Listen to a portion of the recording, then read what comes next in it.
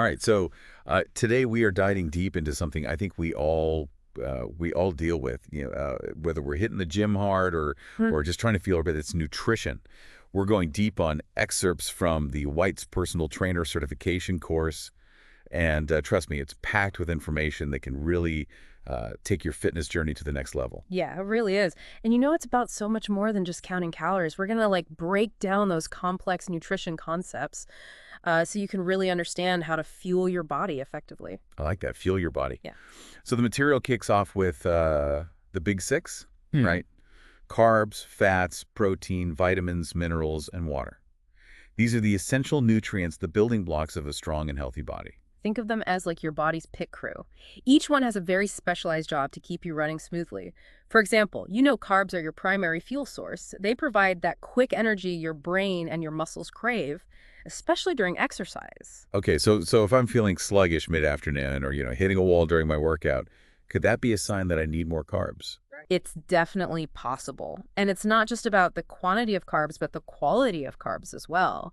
The source material really distinguishes between simple and complex carbs. And that's where things get really interesting. Yeah, I've heard of that before. Simple versus complex carbs. I'm still a little bit fuzzy on the details, though. Can you Uh, break that down for us? sure, so simple carbs like those found in candy or sugary drinks, they're digested really quickly, and that leads to this rapid spike in blood sugar and a burst of energy. Yeah. But that energy is fleeting, and it's often followed by a crash. Ah, So complex carbs, on the other hand, those are found in things like whole grains and vegetables. They're digested much more slowly, providing a steady stream of energy that keeps you going longer. okay. So it's like choosing a slow-burning log for a campfire instead of kindling. You get sustained warmth instead of a quick burst of flame that just fizzles out. Exactly. That's a great analogy. And that's where nutrient density and the glycemic index come into play. Nutrient-dense foods are packed with vitamins, minerals, and fiber, which contribute to overall health and well-being. The glycemic index basically measures how quickly a food raises your blood sugar. Complex carbs tend to have a lower glycemic index, which is why they provide that sustained energy we're talking about. Okay, that makes sense. So for those of us looking to fuel our workouts effectively opting for complex carbs like brown rice, quinoa, or sweet potatoes over simple carbs like white bread or sugary snacks would be a smarter choice. Absolutely. You're thinking like a nutrition pro now. Okay, I like it. All right, on to the next big player, fat. For years, it seems like fat has been the villain in the nutrition world, but the Butts material actually kind of paints a different picture, right? It does. It does. It turns out not all fats are created equal. Oh, okay. While some types of fat can be detrimental to your health, others are absolutely essential for your body to function properly. Okay. I'm intrigued. Tell us more about the good, the bad, and the ugly when it comes to fat. Okay, well, let's start with the bad guys, trans fats. These are artificially created fats that are linked to a whole host of health problems, and they should be avoided as much as possible. Got it. Then there are saturated fats, found mostly in animal products. While not all saturated fat is bad, it's generally recommended to consume them in moderation. Okay. And now for the good guys, the unsaturated Yeah, fat. exactly. Unsaturated fats are found in plant-based oils like olive oil, avocados, nuts, and seeds. These fats can actually improve your cholesterol levels, reduce inflammation, and protect your heart. So that avocado toast everyone's raving about isn't just a trendy snack. It's actually good for you. Precisely. Choosing those healthy fats makes a big difference in the long run. I like it. Think of it like choosing premium fuel for your car. That's a great analogy. Okay, let's move on to another essential nutrient that often takes center stage in the fitness world, protein. Oh, yes, protein. Protein is the building block of muscle tissue. When you exercise, you create these tiny little tears in your muscle fibers. And protein is what helps repair and rebuild those fibers, making them stronger and bigger. So if I'm lifting weights or doing any type of strength training, getting enough protein is crucial for muscle growth and recovery. Absolutely. But protein does so much more than just build muscles. It plays a role in transporting oxygen throughout your body, supporting your immune system, and even producing enzymes and hormones. Wow, protein is a real multitasker. Yeah. But how much protein do we actually need? I see so many different recommendations out there. It's confusing. Yeah, the recommended daily intake really varies depending on your activity level, your age, and your overall health goals. But a good starting point is around zero point 0.8 grams of protein per kilogram of body weight. If you're very active, you might need more. Okay. And what about getting enough protein from plant-based sources? Is that possible? It definitely is. There are plenty of plant-based foods that are packed with protein, like lentils, beans, tofu, quinoa, and even certain nuts and seeds. This is all great information. We've covered carbs, fats, and protein, what I like to call the macronutrient trifecta. But what about those often overlooked but equally important micronutrients, vitamins and minerals? Ah, yes, the unsung heroes of the nutrition world. Vitamins and minerals play a vital role in supporting overall health and athletic performance. They're involved in everything from energy production to bone health to immune function. Can you give us some specific examples of how certain vitamins and minerals support our fitness goals? Absolutely. For example, antioxidants like vitamin C and E help protect your cells from damage caused by free radicals, which are produced during exercise. Calcium is essential for strong bones, especially important for athletes who put a lot of stress on their skeletal system. And iron is crucial for oxygen transport, which is why it's particularly important for athletes, especially females who lose iron through menstruation. So if I'm feeling fatigued during my workouts, could that be a sign of iron deficiency? It's certainly a possibility. And speaking of essential nutrients, we can't forget about the most vital one of all, water. Ah, yes. Water, the elixir of life. We all know we need to stay hydrated, but can you explain why it's so crucial, especially for those of us who are active? Sure. When we exercise, we lose water and electrolytes through sweat, and that can lead to dehydration. Dehydration can impair performance, increase fatigue, and even lead to heat exhaustion or heat stroke in extreme cases. So how much water should we be drinking daily? And are there any specific tips for staying hydrated during workouts? The general recommendation is to drink water consistently throughout the day, even if you don't feel thirsty. During workouts, aim to sip water regularly, especially if you're exercising for more than an hour or in hot conditions. Electrolyte drinks can also be helpful for replenishing lost minerals during intense or prolonged activity. This is all great advice, but there's still so much to cover. Next, we'll delve into the world of ergogenic aids, those supplements marketed to boost athletic performance, and we'll explore the fascinating concept of carb loading. Stay tuned. So we're about to step into a realm that's often shrouded in mystery and misinformation. We're talking about ergogenic aids. These are supplements that are, marketed to enhance athletic performance. Okay, but do they live up to the hype? That's a great question. I Mhm. think a lot of us have wondered about, those protein powders, those pre-workout drinks, and all those other supplements promising to take our fitness to the next level. What does the White's material have to say about these ergogenic aids? Yeah, that's a good point. Well, the source material takes a balanced approach. It emphasizes that while some ergogenic aids may offer potential benefits, others can be ineffective or even harmful. It's really crucial to approach these supplements with a healthy dose of skepticism and do your research before incorporating them into your routine. So it's not a one-size-fits-all situation. Sure. Are there any specific examples of ergogenic aids mentioned in the material? Yeah, one example is creatine phosphate. It's a popular supplement often used by athletes engaged in high intensity activities, like weightlifting or sprinting. Creatine can help increase muscle mass and strength, but it's essential to use it under the guidance of a healthcare professional, as there can be potential side effects. Okay, that makes sense. It's always best to err on the side of caution when it comes to supplements. Yeah. Now let's shift gears and talk about a strategy that's often used by endurance athletes, carb loading. What exactly is carb loading? And is it just a pasta lover's dream come true? Well, carb loading is more than just indulging in a massive plate of spaghetti the night before a marathon. It's a strategic approach to maximizing glycogen stores in the muscles, ensuring that you have enough fuel to power through prolonged endurance events. So it's about strategically increasing carbohydrate intake leading up to a big race or event. But how does it actually work? So the process typically involves increasing carbohydrate consumption in the days leading up to competition while simultaneously reducing training volume. Interesting. This combination basically allows the muscles to store more glycogen, which is the body's primary source of energy during endurance activities. So it's like filling up your car's gas tank before a long road trip. You want to make sure you have enough fuel to reach your destination. Exactly.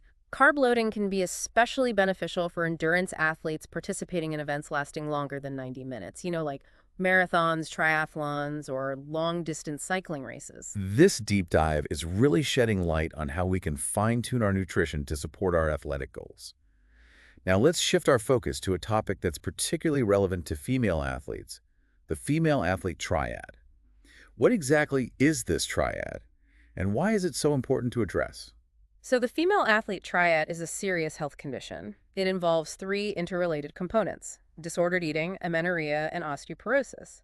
It's a complex issue that can have long-term consequences if left untreated. Can you break down each component for us and explain why they're interconnected? Sure. So disordered eating can range from restrictive dieting to, more serious eating disorders like anorexia or bulimia. When the body is not receiving adequate nutrition, it can lead to hormonal imbalances, which can then disrupt the menstrual cycle, resulting in amenorrhea or the absence of menstruation. So the lack of proper nutrition is like a domino effect that can lead to other serious problems. Precisely. And the third component, osteoporosis, is a condition characterized by weakened bones, making them more susceptible to fractures. This can occur when the body doesn't get enough calcium and vitamin D, which are essential nutrients for bone health, or when estrogen levels are low, which can be a consequence of amenorrhea. This is such important information, Yeah. especially for young female athletes, their coaches, and their parents. Awareness and early intervention are crucial in preventing long-term health consequences. Absolutely. If you or someone you know is struggling with any of the components of the female athlete triad, it's essential to seek professional help from a healthcare provider, a registered dietitian, and a mental health professional. This deep dive is proving to be quite a workout for our brains, but in a good way. Now let's switch gears and tackle a topic that's often surrounded by misconceptions: obesity and energy balance. Obesity is a complex issue. It's influenced by a wide range of factors, including genetics, lifestyle, environment, and even socioeconomic factors. It's not simply a matter of willpower, as some might suggest. Right. The source material emphasizes that understanding the science of energy balance is crucial for effective weight management. What exactly is energy balance? So energy balance is the relationship between the energy we consume through food and beverages and the energy we expend through physical activity and our bodily functions. When we consume more energy than we expend, we gain weight. Conversely, when we expend more energy than we consume, we lose weight. So it's like a balancing act. But the source material breaks down energy expenditure into several components, right? Yeah, there are three primary components of energy expenditure: basal metabolic rate, BMR, the thermic effect of food, TEF, and physical activity. BMR is the energy your body uses at rest, just to keep you alive, breathing, circulating blood, maintaining body temperature, and so on. It accounts for the majority of your daily energy expenditure. So even when we're just lounging on the couch, our bodies are still burning calories. Exactly. Then there's TEF, which is the energy used to digest, absorb, and process the food we eat. And lastly, we have the energy expended through physical activity, which is the most variable component and the one we have the most control over. This is where our workouts come in. The more we move, the more calories we burn. Precisely. And what's interesting is that building muscle mass through resistance training can actually increase your BMR. So muscle is like a calorie-burning furnace. Yeah. So building muscle is a long-term strategy for increasing your metabolism even when you're not actively working out. That's right. Muscle tissue is more metabolically active than fat tissue. So the more muscle mass you have, the more calories you'll burn at rest. All right, let's get practical. What are some evidence-based strategies for achieving and maintaining weight loss? The source material strongly advocates for a balanced approach, one that combines healthy eating habits with increased physical activity. Crash diets are often ineffective in the long run because they're not sustainable. They might work initially, but they're not a long-term solution. Exactly. To achieve sustainable weight loss, you need to create a calorie deficit, which means consuming fewer calories than you burn. This can be accomplished by making gradual changes to your diet, such as choosing nutrient-dense foods over processed foods, and incorporating regular physical activity into your routine. The source material also mentions strategies for those who are looking to gain weight in a healthy way. What advice does it offer for them? For healthy weight gain, the focus should be on gradually increasing calorie intake and incorporating resistance training to build muscle mass. It's also important to choose nutrient-rich foods to ensure you're getting the necessary vitamins and minerals to support muscle growth. It seems like personalization is key in both weight loss and weight gain. What works for one person may not work for another. Absolutely. It's crucial to consult with a healthcare professional or a registered dietitian to determine your individual needs and goals.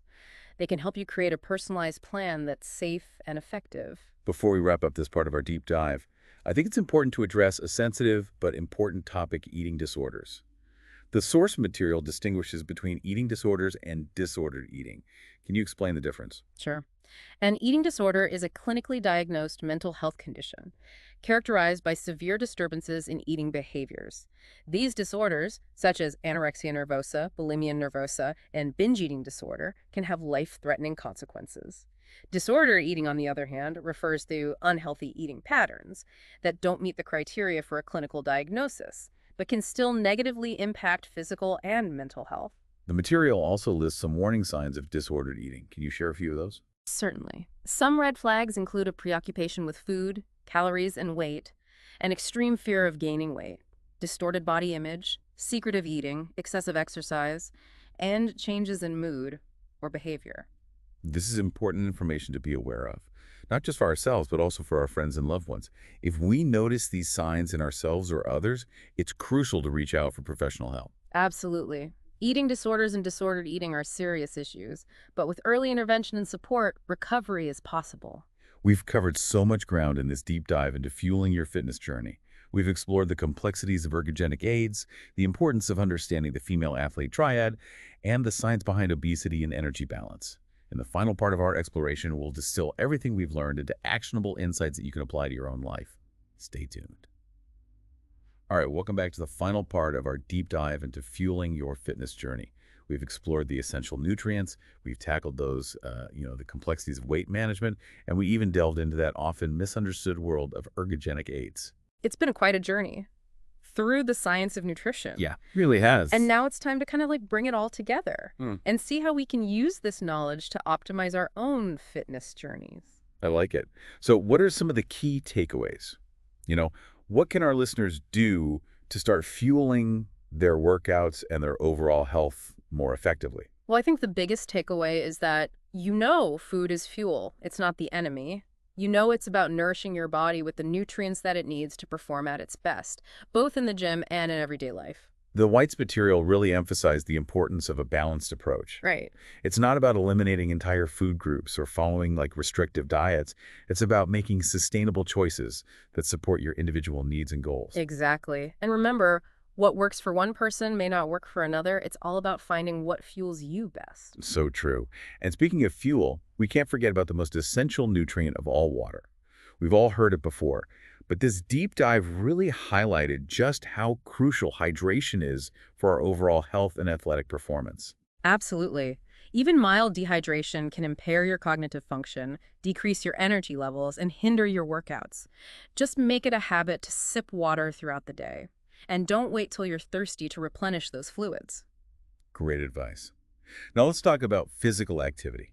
Whether you're a seasoned athlete or just starting your fitness journey, finding activities you enjoy and incorporating them into your routine is key. Yeah, and it's not just about hitting the gym or running marathons. Every bit of movement counts.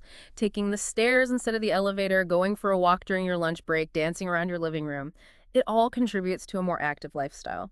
I love that. Finding ways to make movement a part of your daily life. It doesn't have to be a chore. Exactly. Make it fun, make it sustainable, and make it your own. This deep dive has provided so much valuable information. But I think it's important to acknowledge that everyone's journey is unique. There's no one-size-fits-all approach to nutrition and fitness. Absolutely. If you're struggling with your weight, or you have concerns about disordered eating, or you simply want personalized guidance, don't hesitate to reach out to a healthcare professional or a registered dietitian. They can help you create a plan that aligns with your individual needs and goals. So if you're ready to take your fitness journey to the next level, remember the key principles we've discussed. Focus on nutrient-dense foods, stay hydrated, move your body regularly, listen to your body's signals, and don't hesitate to seek expert guidance when needed. Yeah, and above all, remember that small, consistent changes can lead to big results over time. It's not about perfection, it's about progress. Well said. Until next time, keep exploring, keep learning, and keep diving deep into the fascinating world of health and fitness.